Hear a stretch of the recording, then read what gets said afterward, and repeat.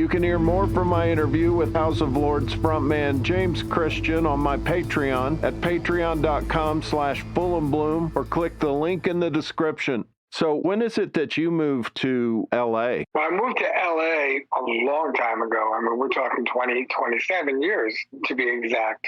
Yeah, well, what year was that?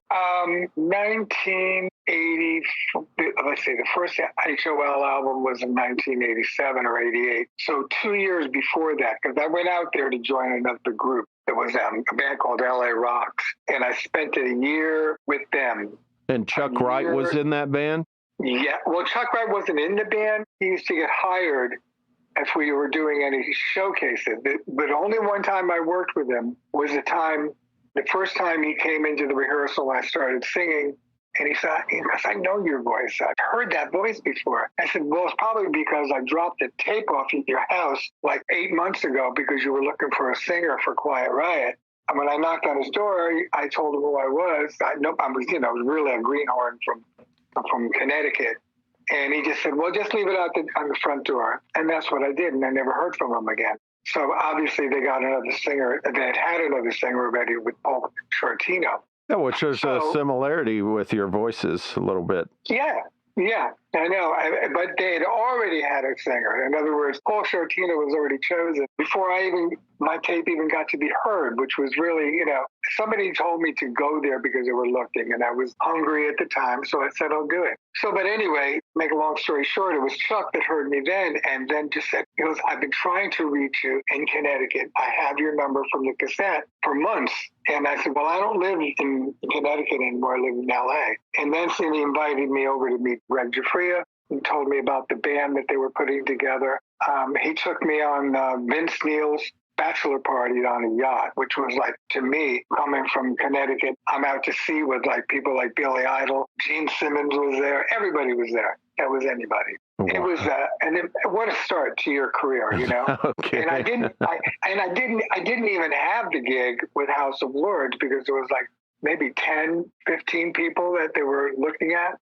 There was a whole audition process where they put out feelers for who they wanted. And then it got whittled down. And when I went to Gregg's house, he had these 3 songs, Jealous Heart. Oh, my God, I can't remember the other 2.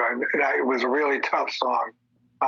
Standing on the Edge of Your Life. I mean, it was like really, it's not really a piano song. You need a band to sing it. But anyway, we got along well. And my next thing was to meet Gene Simmons and have a meeting with him. And that was it. He literally gave me the job right there. So I was really lucky. Timing is everything. I spent so much time in L.A. doing the LA Rocks thing, and I wasn't really happy doing that. And it wasn't kind of material I loved. I was really looking for something special, and HOL was definitely special. Great players, great songs. I mean, how could you beat it? So it's a continuation. I read that basically it was initially just the continuation of Giuffria, but Gene Simmons said, no, you have to change your name, and he wanted a new singer. Yes.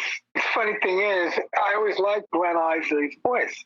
I thought he would have been a great fit also. He's a good singer. And what ended up one day, he got my number from Gregg, and he called me and said, we should get together for lunch. And I thought, he's going to shoot me? I didn't know what to think. He turned out to be the nicest guy I'd ever met. We had a great lunch. And I think that was probably the nicest thing anyone had ever done. I mean, I was replacing him, and yet he wanted to go out to lunch. Isn't that cool? It looked like by the third album, he's coming in there to do some background vocals. Yes, it was. Yeah, because I said that we're going to use a lot of people on this record. We used Paul Stanley because he was right next door doing I think the album was Revenge, was around the same time. And anyway, Paul sang on Johnny's Got a Mind of His Own with me. He did a lot of backgrounds. It was almost like it was just me and him on that one. And we used a lot of different people. Jeff Scott Soto, Robin Zander, all of these people were singing on those records. There's a huge list, yeah. Yeah, and it was just because Gene knows everyone, he invites people into the studio, and they come because Gene, very influential guy, the nice guy on top of that. And Andy Johns also knew a ton of people. So between the two of them, it was I mean, that first album was just a dream come true to me. I was working with Andy, Gene Simmons, and the guys in House of Lords with Lanny, Ken, Mary, and Chuck. The best players I played with. Unbelievable. Yeah, I always remember Ken Mary. He's done so many things nowadays, but I'll always be like, I remember him from TKO. Everybody's like, who? Yep. Yeah. I mean, I don't even remember any of their songs. I remember Fifth Angel. Yeah. But hearing him play in the studio is just amazing to hear what he does. He is so flawless. I got to say, when he plays a part, he knows distinctly what to play. It was just great working with that band and then touring with them. It was the best time of my life, I have to admit. Those first 3 records, you were in the thick of the rock and roll business, limousines and great hotels and tour support and you name it. A lot of things changed after the Seattle sound came in, kind of put a squash on the melodic rock scene. Yeah, but you at least got to catch some of that at that tail end. And yeah, I would have loved to have had another 8 or 10 years of that.